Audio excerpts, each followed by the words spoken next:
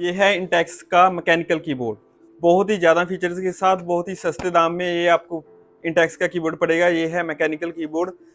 इसमें जो फीचर है, ये कीबोर्ड अकेला ही 5 डिवाइसेस के साथ अटैच हो सकता है। ये कीबोर्ड आपका ब्लूटूथ के साथ अटैच हो जाएगा, डोंगल के साथ अटैच हो जाएगा और यूएसबी केबल के साथ अटैच हो जाएगा। करते हैं इसकी अनबॉक्सिंग, देखते हैं इसमें क्या क्या फीचर्स हैं।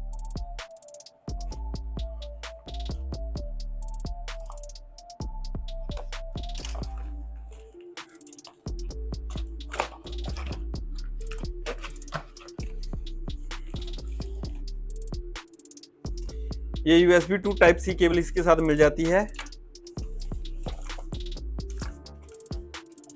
ये इसका छोटा सा मैनुअल। साइज देखो आप कीबोर्ड का, बहुत ही स्मॉल साइज में ये कीबोर्ड है।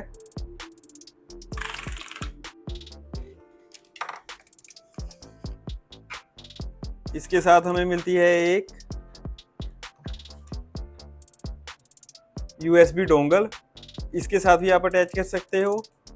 और ये है इसका ऑन ऑफ का स्विच। और सबसे बड़ी बात, ये USB का जो कीबोर्ड है, आपका मैकेनिकल कीबोर्ड है, इसमें कोई बैटरी नहीं डलेगी। इसमें इनबिल्ट बैटरी है जो रिचार्ज होएगी। ये आप देख सकते हैं, बहुत ही छोटे साइज में मैकेनिकल कीबोर्ड है, बिल्कुल यूजर फ्रेंडली। इस कीबोर्ड को आप 5 डिवाइसेस के साथ इकट्ठे ही अटैच कर सकते हो।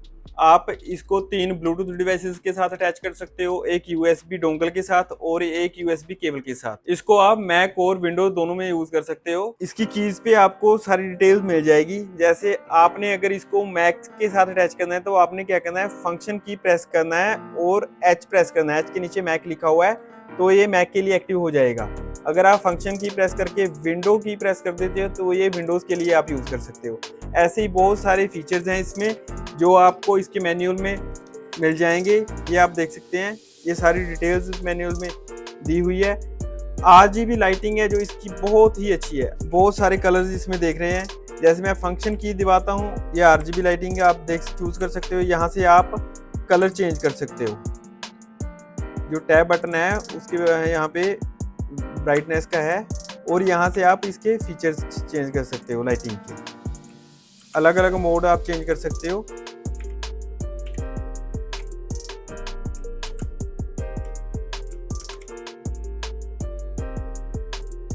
और टैब से आप इसका कलरिंग चेंज कर सकते हो।